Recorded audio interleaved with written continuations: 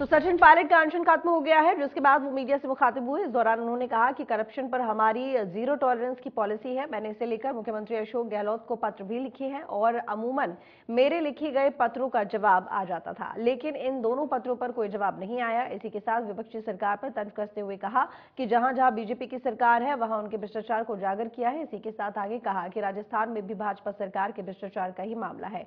हमने जनता को आश्वस्त किया है कि जब हम सत्ता में आएंगे तो उनके भ्रष्टाचार पर कार्रवाई करेंगे। इसी के साथ सचिन पायलट ने प्रदेश प्रभारी सुखजिंदर सिंह रंधावा के बयान पर कहा कि रंधावा जी अभी कुछ महीने पहले ही प्रभारी बने हैं। इससे पहले जो प्रभारी थे उनसे मैंने इन सभी गतिविधियों पर चर्चा की थी और हम चाहते हैं कि देश प्रदेश में स्वच्छ राजनीति हो। इसे लेकर हम आगे भी कार्रवाई करते रहेंगे।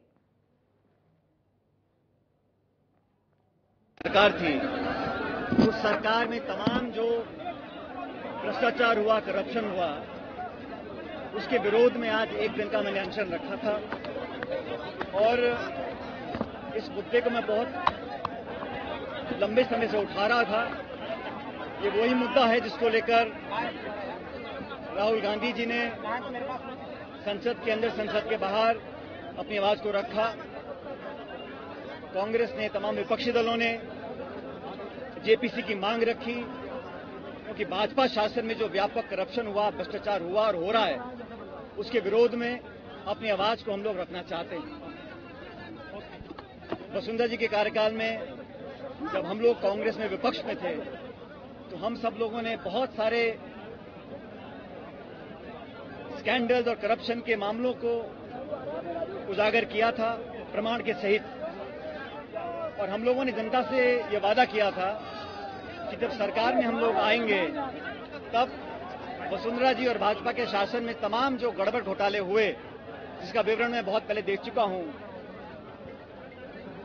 भाजपा और वसुंधरा जी के समय में शराब माफिया, भू माफिया, बजरी माफिया, खान के घोटाले, तमाम तरह के अपराध और सरकारी धन का दुरुपयोग हुआ, जो हमने कई मर्तबा पब्लिक प्लेटफॉर्म पर लोगों को आश्वासित किया था कि हम उसके खिलाफ प्रभावशाली कार्रवाई करेंगे।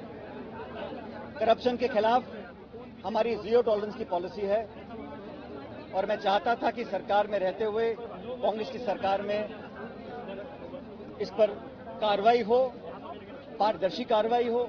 हम कभी भी प्रतिशोध की भावना से काम नहीं करना चाहते, लेकिन जो स्थापित भ्रष्टाचार हुआ था उस पर हमने अभी तक कार्रवाई नहीं करी। इसको लेकर 1 साल से ज्यादा पहले मैंने प्रदेश की सरकार और आदरणीय मुख्यमंत्री जी को लिखित में कहा था कि उन्होंने और हमने सबने मिलकर वसुंधरा जी के ऊपर तमाम बहुत सारे आरोप जड़े थे।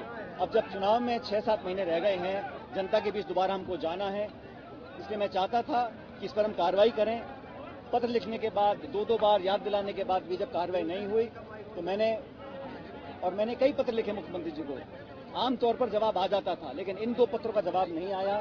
तो मैंने आज इसलिए अनशन रखा कि वसुंधरा जी के कार्यकाल में जो तमाम गड़बड़ घोटाले हुए, जिन घोटालों को, भ्रष्टाचार को उजागर करने के लिए हम लोग सड़कों पर उतरे, जेलों में गए, हमने आंदोलन किए, उनको उजागर करने के लिए हम लोगों ने एक प्रतिबद्धता स्थापित करी थी। और अब जब हम सरकार में हैं और 4 साल से ज्यादा का समय बीत गया, मैं उम्मीद करता था अब तक कार्रवाई होगी, लेकिन कार्रवाई हुई नहीं। इसलिए आज मैंने उस सरकार के करप्शन जो मामले थे उन पर कार्रवाई हो, इसको लेकर आज अनशन रखा है और मैं उम्मीद करता हूं कि कार्रवाई होगी। जहां तक देश में जहां जहां भाजपा की सरकार है, चाहे वो आज कर्नाटक में सरकार हो, सब लोग जानते हैं कि वो 40% की सरकार है, कमीशन की सरकार है, और हम लगातार उनकी आलोचना भी कर रहे हैं। और मुझे पूरा विश्वास है कि जनता हमारे बातों को विश्वास कर भाजपा को वहां से बाहर, सत्ता के बाहर कर देगी। जहां जहां वो शासन कर रहे हैं वहां मैं खुद कई मर्तबा गया हूं भाजपा शासित प्रदेशों में, वहां जाके हमने अपनी बात को रखा है।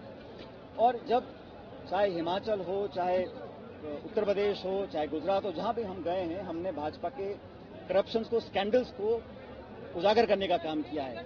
और इसी काम को हम राजस्थान में करना चाहते हैं कि जब भाजपा का शासन था तो बहुत करप्शन हुआ था और वसुंधरा जी के जिम्मेदार हैं। उन स्पेसिफिक जो हमने उजागर किए थे मामले, उस पर कार्रवाई हुई नहीं, इसको लेकर आज मैंने अनशन किया था। और मैं उम्मीद करता हूं कि करप्शन के विरुद्ध भ्रष्टाचार के विरुद्ध जो दीमक की तरह इस देश को खोखला कर रही है, इस इशू को लेकर आज मैंने अनशन किया और मैं समझता हूं देश भर में हमारी जो मुहिम है कि करप्शन के खिलाफ हम लोग कार्रवाई करें, इसको आज और गति मिलेगी। इस उद्देश्य को लेकर आज मैंने एक अनशन रखा था। बहुत सारे लोगों ने यहां पर आकर उसका समर्थन किया, उन सबका मैं आभारी हूं।